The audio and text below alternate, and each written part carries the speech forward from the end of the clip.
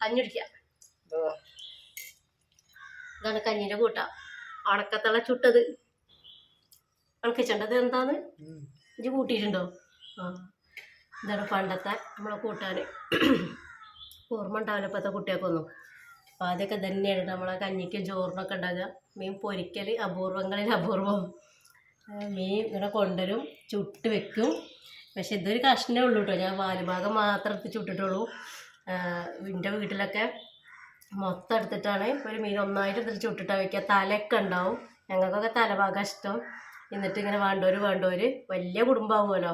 അച്ഛനും അച്ഛനും അച്ഛമ്മയും ഞങ്ങൾ മക്കളെല്ലാവരും ഉള്ള കുടുംബമല്ലേ. അപ്പോൾ എല്ലാവരും വേണ്ടവർ മുറിച്ച് ഇങ്ങനെ കൊണ്ടുപോയി തിന്നും. അങ്ങനെയാണ്.